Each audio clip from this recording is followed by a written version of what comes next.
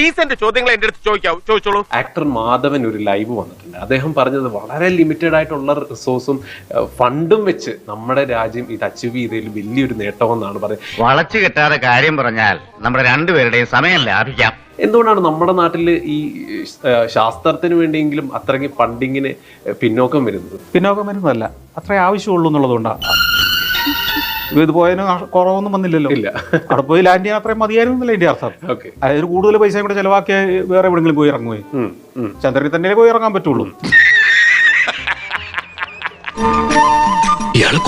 സ്പേസിനെ കുറിച്ചുള്ള പഠനവും ആ സ്പേസിനെ കുറിച്ചുള്ള ടൂറിസവും ഇനി ഫ്യൂച്ചറിലേക്ക് എങ്ങനെയാണ് വളരെ സിമ്പിൾ ആയിട്ടൊന്ന് പറഞ്ഞു കൊടുക്കാം. അത് മനസ്സിലാകാത്തവരോട് പറഞ്ഞിട്ട് കാര്യമില്ല, അതുകൊണ്ട് ഞാൻ സമയം കളയണ്ട.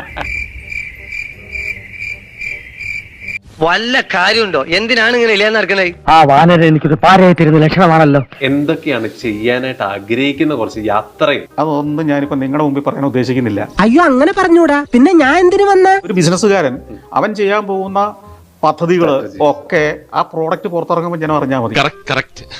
ഇപ്പൊ ഇറങ്ങാൻ പോകുന്ന സിനിമയുടെ കഥയും പറഞ്ഞുകൊണ്ട് ഏതെങ്കിലും സംവിധാനം നടക്കുമോ?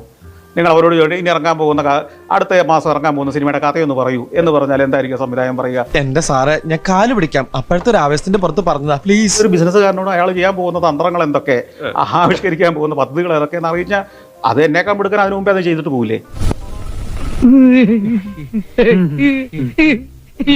നിന്റെ ഈ നമ്പറിലൊന്നും അങ്ങനെ വീഴൂല.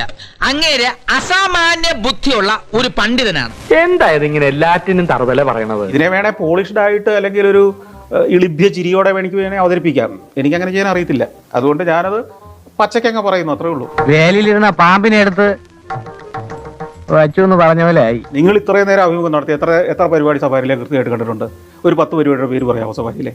ഇല്ല, ഏതൊക്കെയോ കേട്ടറിവ് വെച്ചിട്ട് വന്ന് ചോദിക്കുന്നതാണ്. എന്റെ ജീവിതത്തിൽ ഞാൻ ഇങ്ങനെ ചമ്മിട്ടില്ല. എന്തോ അല്ല, എന്റെ അമ്മായി നമ്മുടെ മുമ്പിൽ ഒഴിച്ചു. ആദ്യമായതുണ്ടായി മനപ്രയാസം, ഇനി അങ്ങോട്ട് ശീലമായിക്കോളൂ. ഇയാളുടെ പണ്ടാണെങ്കിൽ ജോലി ഞാൻ രാജിവെച്ചേക്കണം. ഇതെന്താ ടെസ്റ്റ്? എന്റെ രാജിക്കത്ത് സബ്സ്ക്രൈബ് ചെയ്തേക്കണേടാ. പൊന്നു മോനെ എന്നാ ഇറങ്ങട്ടെ, നാളെ വരാം.